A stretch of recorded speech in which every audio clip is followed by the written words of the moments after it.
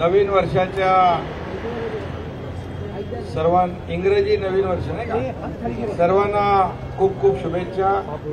हे नवीन वर्ष सर्वांना सुखाचं, समृद्धी, आनंद, आरोग्यदायी जावो अशा सगळ्यांना शुभेच्छा।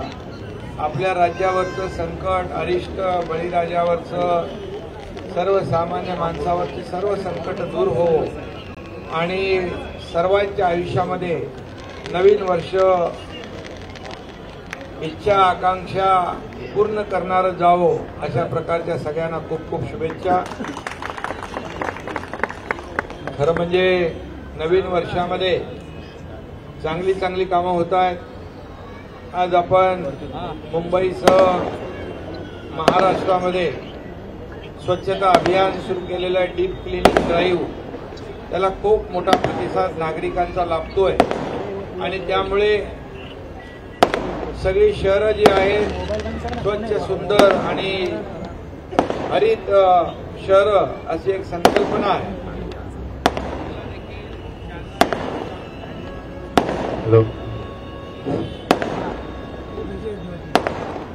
चालना देण्याचं काम देखील आपण करतोय।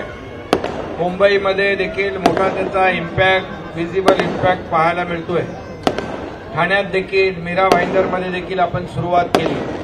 आज खरं म्हणजे मुंबईमध्ये डीप क्लिनिंग ड्राईव्ह जो घेतला त्याच्यामध्ये जवळपास 10 ठिकाणी ही स्वच्छता सुरू होती आणि जवळपास 1 लाख लोक कनेक्ट झाली होती।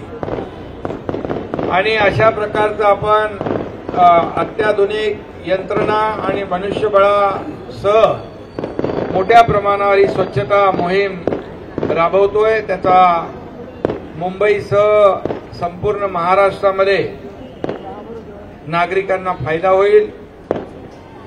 जसं 2014-15 मध्ये देशाचे आदरणीय प्रधानमंत्री मोदी साहेबांनी स्वच्छ भारत अभियान सुरू केलं, झाडू स्वतः हातात घेतली आणि स्वच्छतेला सुरुवात केली। त्यावेळेस काही लोकांनी त्यांच्यावर देखील आरोप प्रत्यारोप करण्याचा प्रयत्न केला। हे फोटो सेशन आहे। आता आपण देखील हा सुरुवात केलेला जे काही अभियान आहे त्याच्यावर देखील काही लोक टीका करतायत, पण मी सगळ्यांना सांगतो तुम्ही टीका करत राहा। हा एकनाथ शिंदे काम करत राहील, तुमच्या आरोपाला कामाने उत्तर देईल आणि हे फोटो सेशन नाही तर हे निव्वळ स्वच्छता मिशन आहे आणि त्यामुळे याचा फायदा जनतेला होईल। 22 जानेवारीला अयोध्येमध्ये राम मंदिर होतंय। करोडो राम भक्तांचं स्वप्न की अयोध्येत राम मंदिर व्हावं आणि त्याचबरोबर आपल्या हिंदू हृदय सम्राट बाळासाहेबांचं स्वप्न होतं, धर्मवीर आनंदगे साहेबांचंही स्वप्न होतं की अयोध्येत राम मंदिर व्हावं। आणि हे बाळासाहेबांच्या वाढदिवसा म्हणजे जयंतीच्या पूर्व संध्येला त्याचं लोकार्पण आदरणीय देशाचे प्रधानमंत्री मोदी साहेबांच्या शुभ हस्ते होत आहे। ही खरी श्रद्धांजली बाळासाहेबांना ठरेल। आपल्या सगळ्यांना माहीत आहे की धर्मवीर आनंदगे साहेबांनी त्यावेळेस कार सेवा झाली तर चांदीची वीट आपल्या याच टेंबी नाक्याहून ठाण्यातून आपण पाठवली होती। हा इतिहास आहे। अयोध्या आणि आपलं हे नातं फार जुनं आहे, जिव्हाळ्याचं नातं आहे। त्याची सुरुवात नवीन वर्षामध्ये होते, हे चांगला योगायोग आहे। अनेक चांगल्या गोष्टी ज्या आहेत त्या या 2024 मध्ये सुरू होतील। 2023चा आपण आज समारोप आणि नवीन वर्षाचा शुभारंभ रक्तदानाच्या महायज्ञाद्वारे आपण केलेला आहे। मला वाटतं जगामध्ये, देशात नाही जगामध्ये अशा प्रकारचा 31 डिसेंबर मला वाटतं साजरा होत नसेल। हा दिघे साहेबांनी सुरू केला हा उपक्रम आणि मला आठवतंय सिव्हिल हॉस्पिटलमध्ये सुरुवात पहिली केली आणि मग आपण इथे गर्दी जास्ती होते त्यामुळे आपण या शिवाजी मैदानमध्ये हा उपक्रम सुरू ठेवला। आनंद दिघे साहेबांनी जे जे उपक्रम सुरू केले ते आपण कायम ठेवलेत आणि या रक्तदान शिबिरामध्ये कोणालाही बोलवावं लागत नाही, कोणाला निमंत्रण पाठवावं लागत नाही। आपोआप सगळे लोक या ठिकाणी येतात, शेकडो लोक येतात आणि रक्तदान करतात। याचं वैशिष्ट्य हे आहे। आणि म्हणून आपण जेव्हा महारक्तदान शिबिर इथंच आयोजित केलं होतं, त्याला जवळपास 11,000 पेक्षा जास्त रक्तदात्यांनी रक्तदान केलं होतं। त्यामुळे ठाण्यामध्ये सुरुवात होते आणि मग त्याची व्याप्ती संपूर्ण महाराष्ट्रामध्ये आपण पाहतो। आणि म्हणून ठाणं एक बाळासाहेबांचं ठाणं, आनंद दिघे साहेबांचं ठाणं आणि तुमच्या ठाण्याच्या एकनाथ शिंदेला तुमच्या सर्वांच्या आशीर्वादाने या राज्याचं नेतृत्व करण्याची संधी मिळालेली आहे। आणि मुख्यमंत्री म्हणून मी नेहमी सांगत असतो, मी तुमच्यातलाच कार्यकर्ता म्हणून काम करतोय। कालही कार्यकर्ता म्हणून काम करत होतो, आजही कार्यकर्ता म्हणून काम करतोय आणि उद्याही कार्यकर्ता म्हणूनच काम करणार आहे। आणि मी नेहमी सीएमचं डेफिनेशन सांगतो, सीएम म्हणजे चीफ मिनिस्टर, पण माझ्या लेखी सीएम म्हणजे कॉमन मॅन। आणि म्हणून आज आपण सर्वसामान्य कार्यकर्त्यामधून या राज्याचं नेतृत्व करण्याची संधी मिळाली आहे। आणि म्हणून जेवढं या राज्यासाठी करता येईल, या राज्याच्या उत्कर्षासाठी करता येईल, या राज्याच्या सर्वांगीण विकासासाठी जेवढं काही करता येईल ते आपण करतोय। आपण जर 1.5 वर्षाचा कालावधी पाहिला तर 1.5 वर्षामध्ये मग शेतकरी असतील, कष्टकरी, कामगार, महिला भगिनी, तरुण, ज्येष्ठ या सगळ्यांसाठी जे निर्णय आपण घेतले ते निर्णय इतिहासामध्ये नोंद करण्यासारखे घेतलेले आहेत आपण।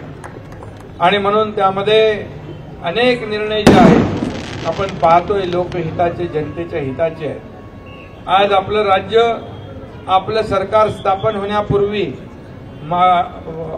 परदेशी गुंतवणुकीमध्ये, औद्योगिक विकासामध्ये मागे गेलं होतं। आपल्या पुढे कर्नाटक आणि गुजरात गेलं होतं। तर मला सांगायला अभिमान वाटतो की आपलं सरकार आल्यानंतर पुन्हा आपण नंबर 1 ला आलेलो आहे। आणि आजही इतर देशातले लोक महाराष्ट्राला इंडस्ट्री डेव्हलपमेंटमध्ये, इन्फ्रास्ट्रक्चर डेव्हलपमेंटमध्ये प्राधान्य देत आहेत। हे आपल्यासाठी खूप जमेची बाजू आहे, कारण आपल्याकडे खूप मोठं पोटेन्शियल आहे, इन्फ्रास्ट्रक्चर आहे, चांगली कनेक्टिव्हिटी आहे, स्किल्ड मॅनपॉवर आहे। आणि म्हणून राज्य आपलं प्रगती पथाकडे चाललेलं आहे। गेल्या वेळेस देखील आपल्याला माहित आहे, दावोस स्वित्झर्लंडमध्ये वर्ल्ड इकॉनॉमिक फोरम मध्ये आपल्या राज्याचे 1,37,000 करोडचे एमओयू झाले। आपल्या माहितीसाठी सांगतो, जवळपास 85% त्याच्यामध्ये इम्प्लिमेंट झाले, हे देखील रेकॉर्ड आहे।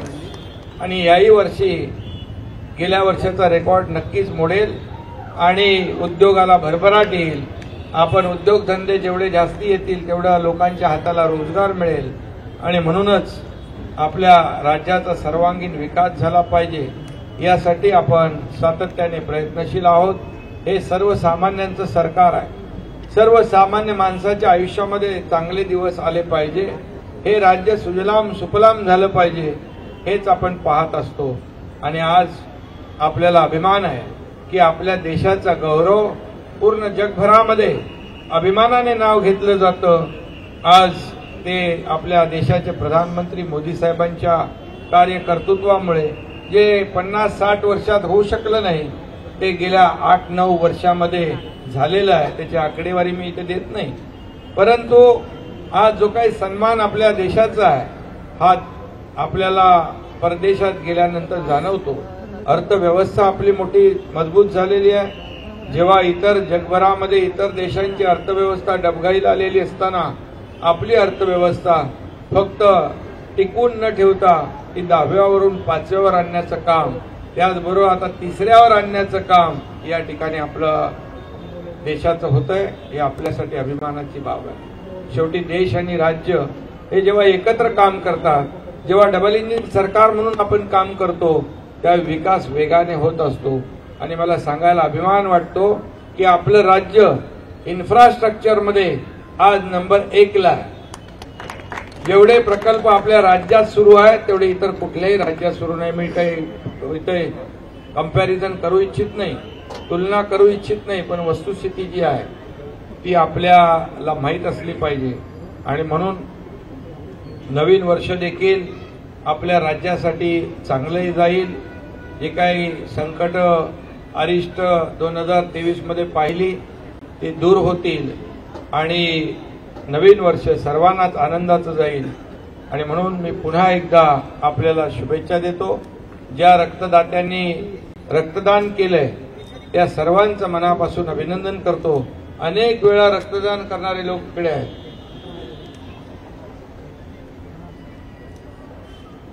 म्हणजे रक्तकर्ण पुरस्कार घेतलेले अनेक लोक आहेत।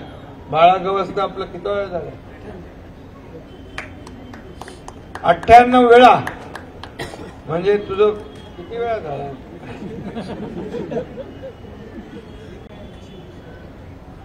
हा 120 123 पण रेकॉर्ड आपण नाही म्हणू शकत। पुण्यावरून आलेत असे अनेक रक्तदाते या पोलीस सगळ्यांनी आपल्या ऍडिशनल कमिशनर डीसीपी राठोड आणि काय त्यांचं नाव महेश पाटील गावडे पंजाबराव उगले सगळ्यांनी या ठिकाणी आणि पोलीस अधिकारी पोलीस कर्मचाऱ्यांनी आपल्या भगिनींनी देखील या रक्तदान शिबिरामध्ये रक्तदान केलेलं असं एक आगळं वेगळं रक्तदान शिबिर महारक्तदान शिबिर या ठिकाणी दरवर्षी आयोजित केलं जातं। याचं सगळ्यांनाच अप्रूप आहे। कारण रक्तदान ज्याला जीवदान द्यायचं असतं रक्ताशिवाय दुसरा पर्याय अद्याप तरी निर्माण झालेला नाही। आणि म्हणूनच मी आपल्या सगळ्यांना खूप खूप शुभेच्छा देतो। सगळ्या पत्रकारांना देखील मनापासून शुभेच्छा देतो। हे नवीन वर्ष सर्वांना सुखाचं समृद्धीचं आनंदाचं जावो अशा पुन्हा एकदा मनापासून आपल्याला शुभेच्छा।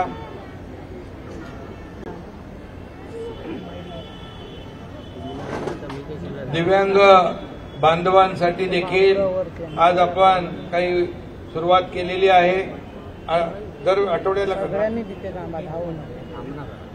दर महिन्याच्या 4थ्या रविवारी टिंबी नाक्याला डॉक्टर श्रीकांत शिंदे फाउंडेशनच्या वतीने ही सर्व साहित्य विनामूल्य दिली जातील। आपलं राज्य पहिलं राज्य आहे ते दिव्यांग मंत्रालय करणारं आणि म्हणून दिव्यांग बांधव भगिनींसाठी देखील त्यांना समाजाच्या मुख्य प्रवाहात आणलं पाहिजे यासाठी सरकार प्रयत्नशील आहे। आपला पक्ष संघटनाही प्रयत्नशील आहे। बाळासाहेब ठाकरे वैद्यकीय कक्ष मंगेश चिवटे इकडे आहे।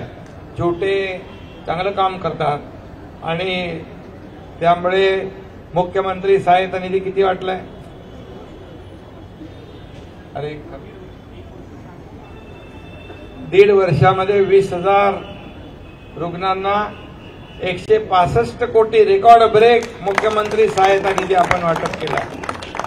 2-2.5 वर्षामध्ये किती 2-2.5 कोटी रुपये वाटले होते। परंतु हे शेवटी जनतेचा पैसा आहे। लोकांना त्याचा उपयोग करता आला पाहिजे। अनेक योजना आपण आरोग्य विभागामध्ये करतोय त्या मी आज सांगत नाही। परंतु सर्वसामान्यांचं जीवन सुसह्य व्हावं त्याला चिंता असता कामा नये। आरोग्याची एखादा उपचार एखादा ऑपरेशन कुणाचं निघालं तर कुटुंबाला चिंता करण्याची आवश्यकता नाही। आपण 1.5 लाखाची मर्यादा 5 लाखापर्यंत केलेली आहे आणि त्यामध्ये अगदी श्रीमंतापासून अगदी शेवटच्या माणसापर्यंत त्याचा लाभ घेता येईल अशा योजनेला आपण मान्यता दिलेली आहे। कॅशलेस आपण सेवा सुरू करतोय। ठाण्यात तर कॅशलेस आपण सुरू केली आहे। बाळासाहेब ठाकरे आपला दवाखाना मोफत औषधं मोफत तपासणी हे आपल्या सरकारने सुरुवात केली आहे। त्यामुळे सर्वसामान्य माणसाला चिंता असता कामा नये त्याची चिंता सरकारने घेतलेली आहे आणि म्हणून अशा अनेक योजना आपल्या सरकारने सुरू केलेल्या आहेत। हे सर्वसामान्यांचं सरकार आहे आणि म्हणून पुन्हा एकदा मी आपल्याला मनापासून खूप खूप शुभेच्छा देतो। पुन्हा एकदा आपल्या सगळ्यांचं मनापासून अभिनंदन करतो। आपलं रक्तदान शिबिर कोण रक्तानंद ग्रुप करतो ना, रक्तानंद ग्रुप आणि शिवसेना मिळून हा किती 28 वर्ष 29 वर्ष अखंडितपणे हा रक्तदानाचा महायज्ञ सुरू आहे। काही उपक्रम सुरू होतात पण कालांतराने बंद होतात, परंतु ठाण्यामध्ये धर्मवीर आनंदीगे साहेबांनी सुरू केलेले उपक्रम तसेच अखंडितपणे सुरू आहेत आणि म्हणून यामागे जे सर्व कार्यकर्ते मेहनत घेत आहेत त्या सगळ्यांचं मी मनापासून अभिनंदन करतो आणि शुभेच्छा देतो. धन्यवाद. जय हिंद, जय महाराष्ट्र. एबीपी माझा, उघडा डोळे बघा नीट.